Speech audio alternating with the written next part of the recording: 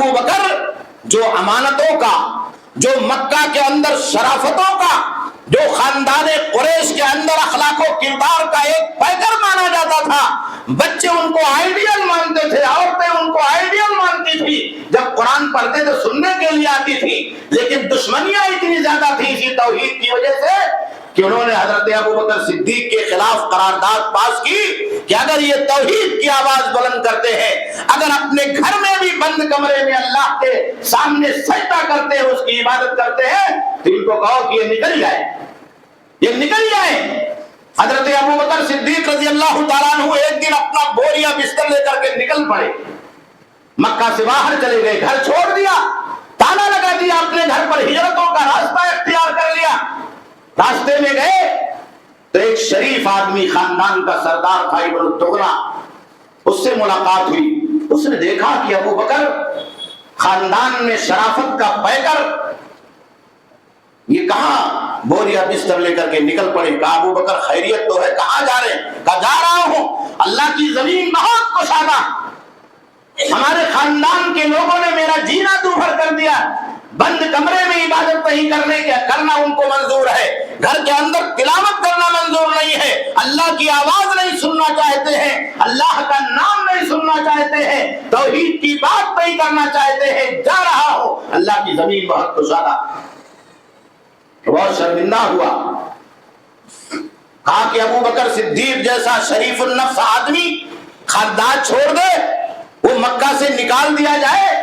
مکہ کے لوگ اس کو نکلنے پر مجبور کر دے، ظلم یہاں تک پہنچ جائے کہ بوریا بستر لے کر کے وہ ہجرت پر آمادہ ہو جائے۔ کہا ایسا نہیں ہو سکتا، آپ چلے واپس، میں آپ کو پناہ دیتا ہوں،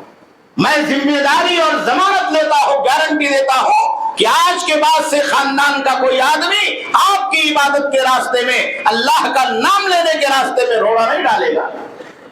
مکہ کے لوگ امانتوں کے بڑے پابند ہوتے تھے، عہد و پیمان کے بڑے پابند ہوتے تھے، مشرک تھے۔ جب ابن الدغنا نے عہد و پیمان دے دیا تو آ کر کے خاندان کے جو بڑے لوگ تھے بتا دیا، کہا دیکھو ابو بکر صدیق گھر چھوڑ کر کے جا رہے تھے، میں ان کو واپس لے کر کے آیا ہوں، منع کر کے واپس لے کر کے آیا، یہ شریف آدمی اللہ کی عبادت کر رہے ہیں، تمہیں کیا ٹینشن ہے؟ کہا ٹھیک ہے، تم نے پناہ دیا تو ہم نے بھی پناہ دے دیا، لیکن خطرہ وہی تھا۔ کہا پناہ تو ہمارے ایک بھائی نے دے دیا ہے، ہمارے ایک سردار نے دے دیا ہے، اور ہم نے اس عہد و پیمان کو قبول کر لیا ہے، اور عربوں کے یہاں یہ کبھی رواج نہیں رہا کہ وہ عہد و پیمان کو توڑ دیا کریں، اس کو بہت بڑی خیانت سمجھتے تھے۔ اگر کسی کے ساتھ عہد و پیمان خاندان کے ایک آدمی نے کر لیا ہے، سماج کے ایک آدمی نے کر لیا ہے، تو سارے لوگ اس عہد و پیمان کی رعایت کرتے تھے، اگرچہ وہ کافر اور مشرک ہی کیوں نہ۔ کہا ٹھیک ہے۔ دوسرے دن ان لوگوں کو ہوش آیا کہ اس توحید کی دعوت کا کیا ہوگا، اس کلام ربانی کا کیا ہوگا، اس کی صدا اور اس کی آواز کا کیا ہوگا جو ابو بکر صدیق اپنے گھر میں قرآن کے پاروں کے ذریعے سے اور اس کی آیتوں کے ذریعے سے گنگناتے۔ ابن الدغنا کو بلایا، کہا جس نے پناہ دیا ہے اس کو بلاؤ۔ کہا بھائی ٹھیک ہے، پناہ تو دے دیا ہے، لیکن صرف ایک شرط منظور کرا لو۔ کہا کیا شرط ہے؟ کہا یہ منظور کرا لو ابو بکر صدیق سے کہ اپنے گھر میں بلند آواز سے قرآن کی تلاوت نہیں کرے۔ کہا کیا ہوا؟ کہا وہ جب قرآن پڑھتے ہیں اپنے گھر کے صحن میں بیٹھ کر کے اور آواز کھڑکی سے باہر آتی ہے تو بچے اور عورتیں گھر سے باہر نکل کر کے قرآن کی آواز کو، کلام پاک کی آواز کو اور توحید کی آواز کو سننے کے لیے ان کے دروازے اور چوکھٹ پر لائن لگا دیتے ہیں۔ یہ توحید کا اثر تھا۔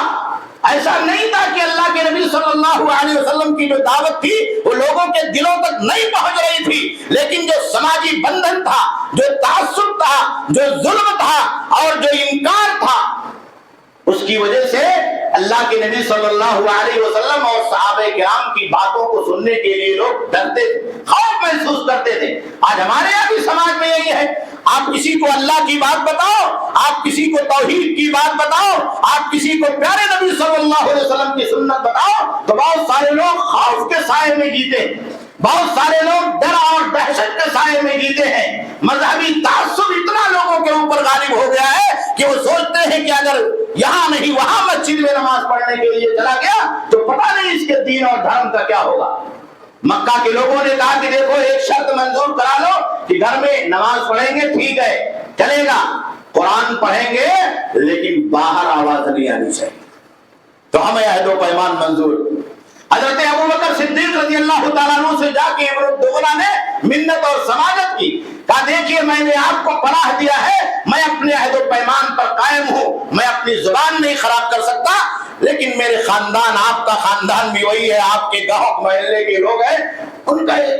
ان کی ایک بات مان لیجئے کہ آپ جو قرآن پڑھتے ہیں وہ پڑھیں گے لیکن بلند آواز میں نہیں پڑھیں۔ حضرت ابوبکر صدیق رضی اللہ تعالیٰ عنہ نے تسلیم کر لیا، کہا ٹھیک۔ ایک مہینے تک بند کمرے میں بغیر آواز بلند کیے لیے حضرت ابوبکر صدیق رضی اللہ تعالیٰ عنہ نے عبادت کی، قرآن پڑھا، تو انہیں ایسا لگا کہ اللہ نے جو ذمہ داری دی ہے توحید کا پیغام پہنچانے کے لیے اس میں کچھ کمی ہو رہی، میں دباؤ محسوس کر رہا ہوں۔ تو ایک مہینے کے بعد باہر صحن میں نکل گئے، جیسے پہلے قرآن بلند آواز سے پڑھتے قرآن کی تلاوت کرنے لگے، بڑی پیاری آواز تھی، بڑا سوز تھا حضرت ابوبکر صدیق رضی اللہ تعالیٰ عنہ کی تلاوت میں، پڑھتے تھے تو لوگ کھینچے چلے آتے تھے۔ جب باہر قرآن پڑھنے لگے بلند آواز سے تو پھر بچے آ گئے گھر کے دروازے پر، عورتیں آ گئی محلے کی، لائن لگ گئی، تو پھر شور ہو گیا پورے مکہ کے اندر کہ آج ابوبکر صدیق نے اپنے گھر کے صحن میں بلند آواز سے تلاوت کی ہے، جبکہ ہم نے ان کو منع کیا تھا اور یہ شرط انہوں نے منظور کی تھی کہ بلند آواز سے تلاوت نہیں کریں گے۔ پھر ابن دغنا کو بلایا، کہا بھائی دیکھو عہد و پیمان ہوا تھا اور ابوبکر صدیق اپنا عہد و پیمان توڑ رہے، یہ باہر نکل رہے گھر سے پہلے۔ تو ابن دغنا نے حضرت ابوبکر صدیق رضی اللہ تعالیٰ عنہ کو بلایا، کہا دیکھیے میں نے آپ کو عہد و پیمان دیا ہے اور اس عہد و پیمان پر میں قائم ہوں، لیکن آپ کو یہ شرط ماننا پڑے گا جو ہم نے آپ کے ساتھ لگائی تھی۔ حضرت ابوبکر صدیق رضی اللہ تعالیٰ عنہ نے کہا کہ تمہارا عہد و پیمان تمہارے حوالے،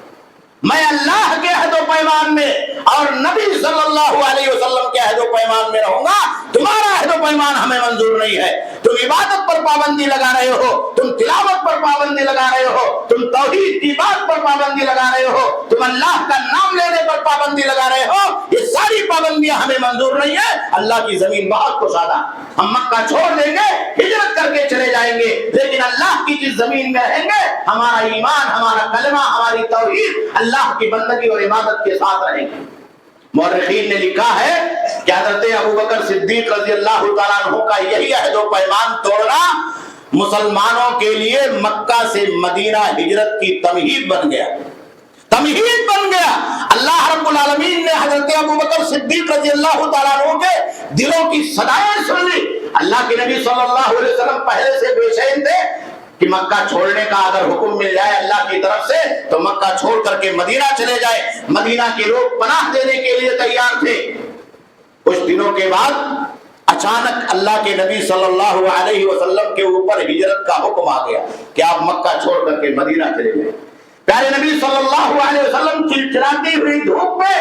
ظہر کے بعد جب کبھی نہیں گھر سے باہر نکلتے تھے، ابوبکر صدیق کے گھر نہیں جاتے تھے، صبح یا شام کو جاتے تھے، اچانک دھوپ میں اللہ کے نبی صلی اللہ علیہ وسلم سب سے پہلے حضرت ابوبکر صدیق رضی اللہ تعالیٰ عنہ کے دروازے پر پہنچے، دروازہ کھٹکھٹایا، ابوبکر صدیق رضی اللہ تعالیٰ عنہ گھبرا گئے، کہا کہ پیارے نبی صلی اللہ علیہ وسلم کبھی دوپہر میں نہیں آئے، آپ اگر ضرورت رہتی تھی تو صبح کو آتے تھے یا شام کو آتے تھے، اچانک اس دھوپ میں آنے کا کوئی مقصد ضرور ہوگا، کوئی پریشانی ہے، کوئی تکلیف ہے، تو اللہ کے نبی صلی اللہ علیہ وسلم آئے۔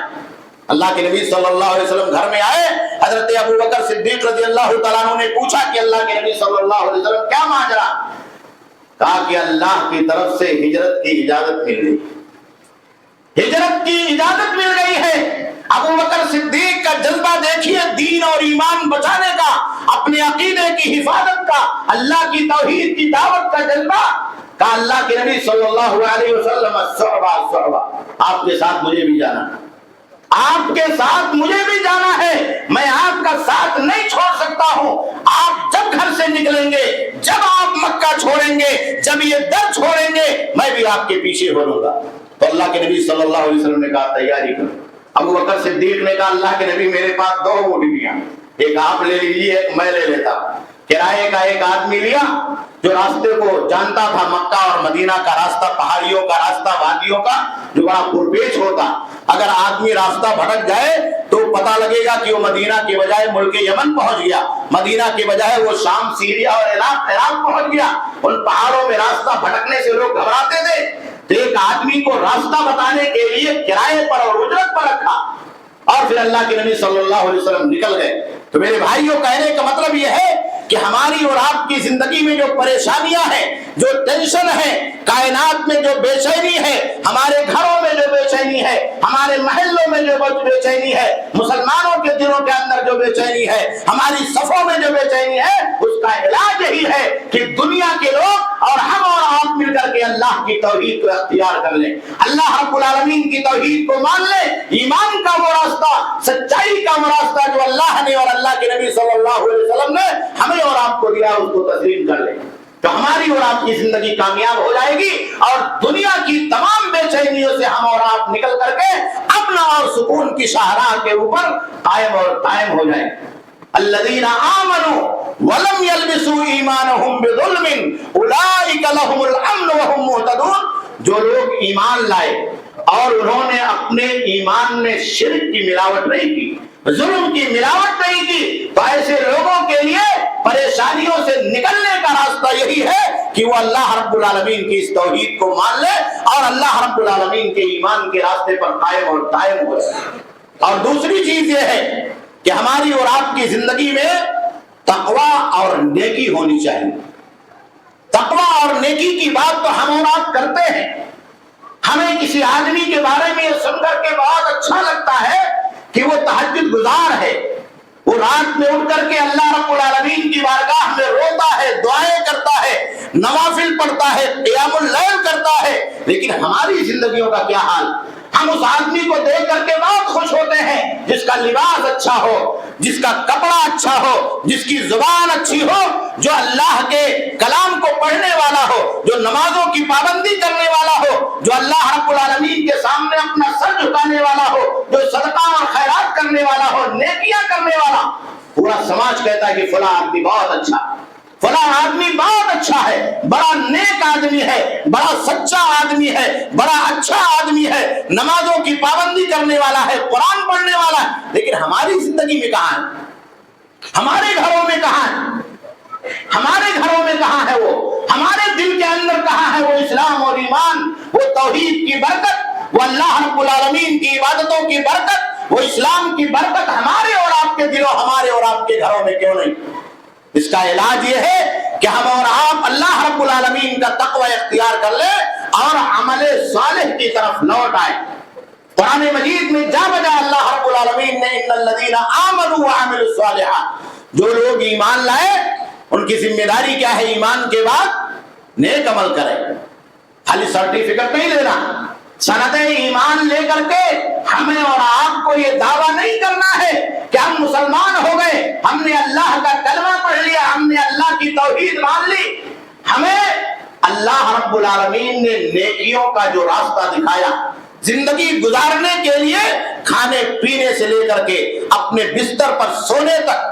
اور دنیا کی زندگی میں اللہ کے بندوں کے حقوق سے لے کر کے اپنے بیوی اور بچوں کے حقوق تک، سماج میں رہنے والے غریب سطح تک، ان تمام لاچاروں اور مجبوروں کے حقوق تک جس کو اللہ رب العالمین نے نیکی کی شکل میں اور بھلائی کی شکل میں، خیر کے کام کی شکل میں ہمیں اور آپ کو دیا ہے. یہ اللہ رب العالمین کی طرف سے ہمارے اور آپ کے لیے ایمان کے بعد ایک بہت بڑی ذمہ داری. اگر ہم نے عمل صالح کو اختیار کر لیا، تقویٰ کے راستے کو اختیار کر لیا، سچائی کے راستے کو اختیار کر لیا، نوافل اور عبادتوں کے راستے کو اختیار کر لیا، قرآن کی تلاوت کو اختیار کر لیا، تو میرے بھائیو، میرے دوستو، ہمارا گھر کامیاب ہو جائے گا، ہمارے بچے کامیاب ہو جائیں گے، ہمارا محلہ کامیاب ہو جائے گا، ہمارا سماج کامیاب ہو جائے گا. اور زندگی کے اندر ہم نے جو الجھنیں پال رکھی ہیں اور ان الجھنوں نے ہمیں اور آپ کو دنیا کے اندر پھنسا کر کے رکھا ہے، ہمارا ذہن ہمیشہ دنیا کی طرف جاتا ہے، ہمارا ذہن ہمیشہ اس دنیا